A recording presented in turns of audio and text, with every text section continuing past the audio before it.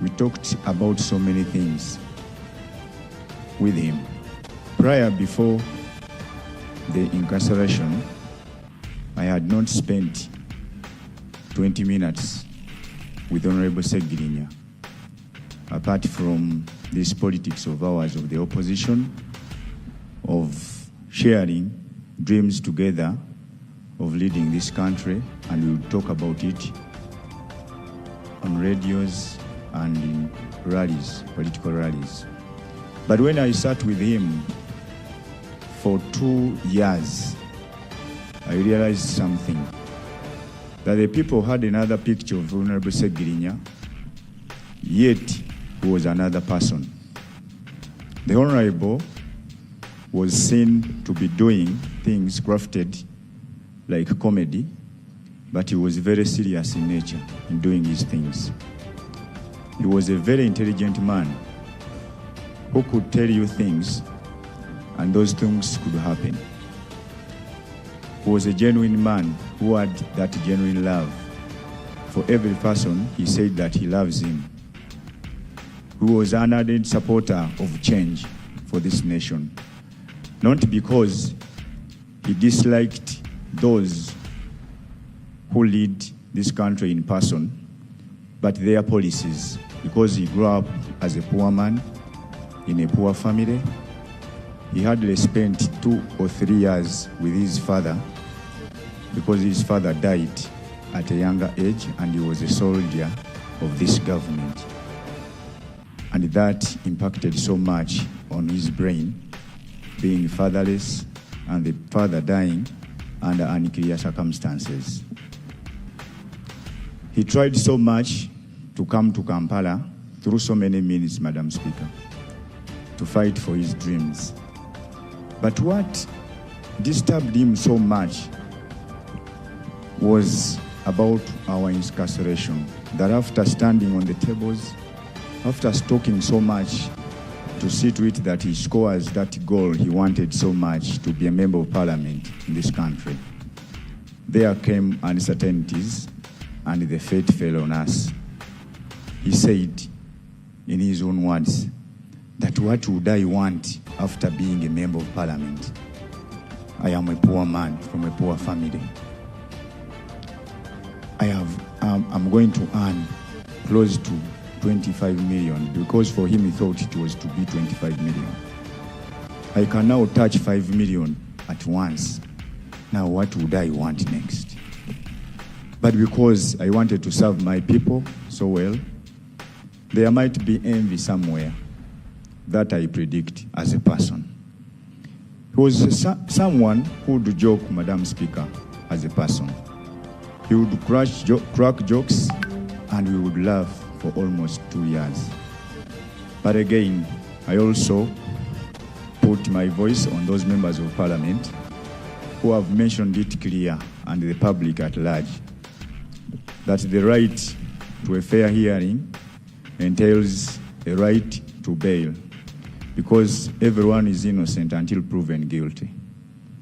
This man, after only 2 days, he started complaining of his chronic sickness that he had before incarceration. And he wanted to seek for medical attention in Germany because he was coming from Germany for such. And he had been prepared for another day for treatment by a specialist who was coming from India to China, to Germany in some hospital. And that chance wasn't given to him because of denial of bail. Madam Speaker, I thank you for your support to this gentleman, especially during all those times we were under incarceration. But I again cry to this government that today Honorable Ssegirinya is lying there. Everyone knows that the government cannot go away from this, because the Honorable, if he had got that medical attention earlier, even government wouldn't have spent 900 million. It will be him to facilitate his own medication, and he would be alive today. But because of that and such politics that we have in this country, That is why that gentleman is lying there. If you look at his children, they are too young to lose a father who was very courageous, who has gone through hell to have something on table for his children and the mother. Madam Speaker, it should come from all voices of courage, whatsoever the party you belong to call for better leadership of this country in a united way. Honorable Ssegirinya, we shared so much, we talked so much in person. I know that you went to God an unsatisfied man because it wasn't your time to go. But because of politics, you have gone. Rest in peace, Honorable Ssegirinya. Fight harder, Honorable. Thank you. Eyogedde.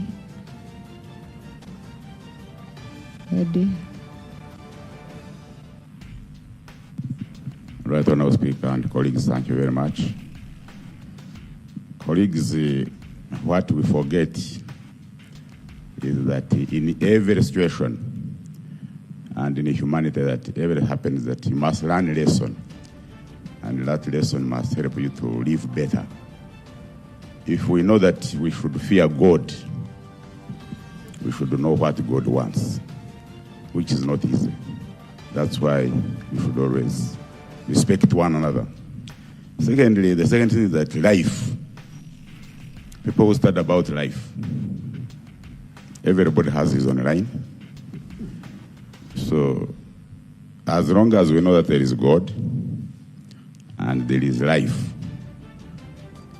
and there is also life after death, I believe that Honorable Ssegirinya, who is lying there, feared God, and as members of parliament and as government, we should know that what we are doing, does it please God? If we do things that don't please God, then we may not have space where we say that we shall be there and life will be better. Thank you. I thank you very much. May you always in peace. Thank you very much, Right Honourable Speaker. I stand here to support the motion to pay tribute to a colleague who has passed on. And I want to thank you, Right Honourable Speaker, for being our leader, because you have been there for the members of Parliament, both in hard and good times.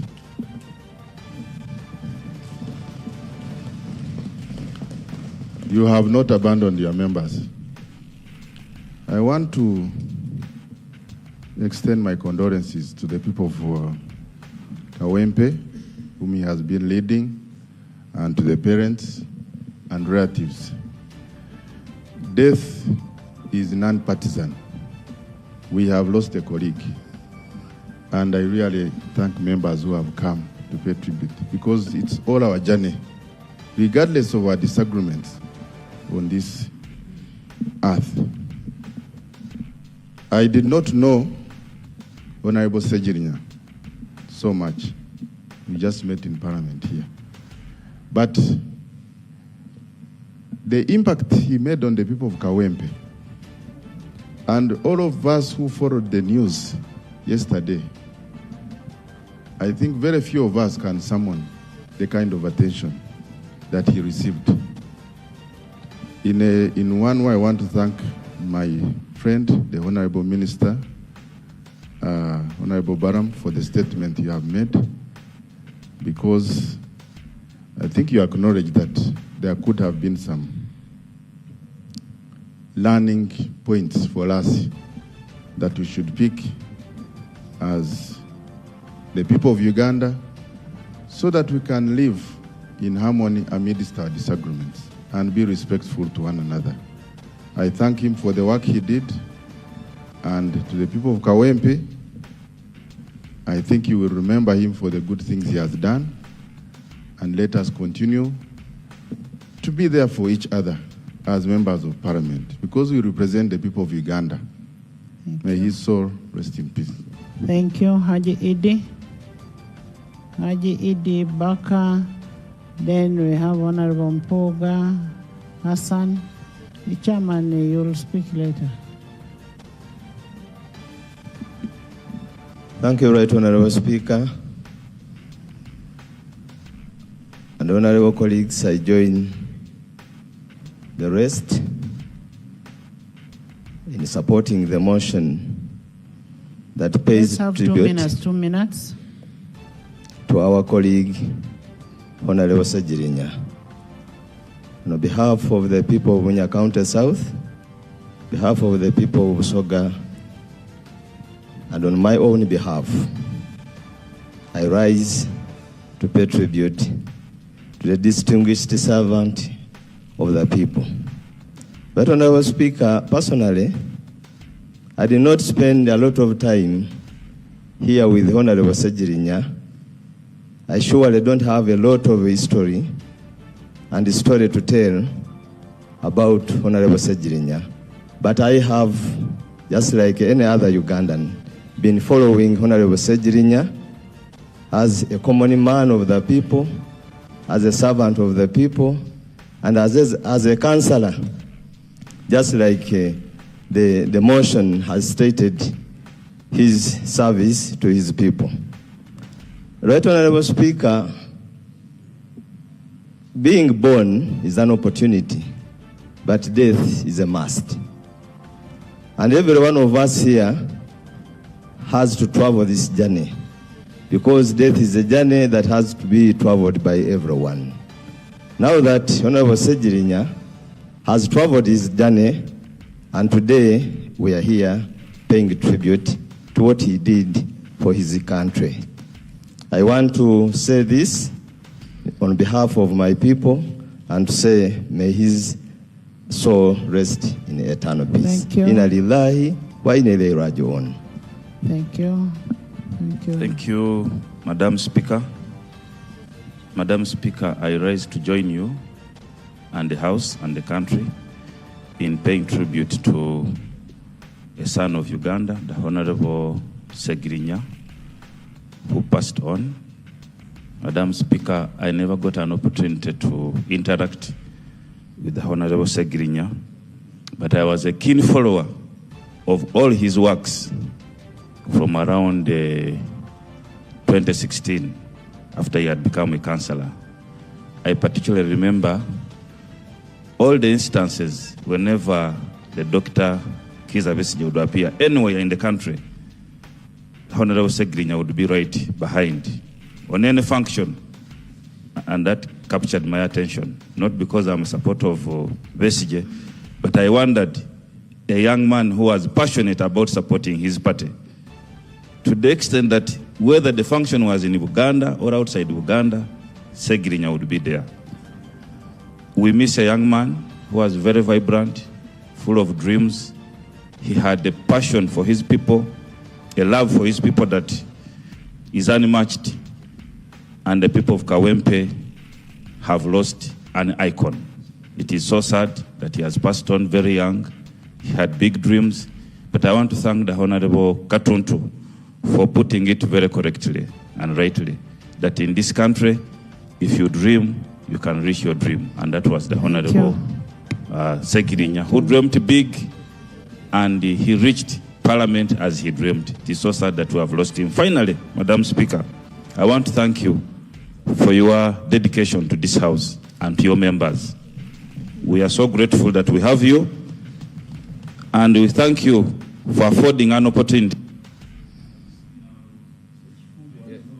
Switch on. I want to thank you finally for granting an opportunity and for convincing the family, because the Islams normally don't allow this. But you convinced, I think, the family to allow that the country pays this tribute to the Honorable Ssegirinya. We are so grateful that he has been brought here and he has been granted a tribute that he deserves. Thank you so much. May his soul rest in peace. One thing is, Honorable Ssegirinya was a very, very good fan of women. So can I first hear from Whopper? Then I come over. Whopper. Thank you very much, Right Honorable Speaker. My condolences to the family, the people of Kawempe, this parliament, the people of Masaka, and Uganda as a whole. Right Honorable Speaker, Honorable Ssegirinya spent a very short time in this house. And yesterday, when I was watching NTV, it was more of a documentary, watching his works and the short time that he was actually in this house. I kept wondering, supposing Ssegirinya had not been in prison, what kind of person would he have been? What more would we have seen? What could he have done beyond what we have watched in just this short time? And it saddened me that the people who elected him did not actually see much of what he would have done for them. I actually want to applaud him and thank him for his dedication and support to the women.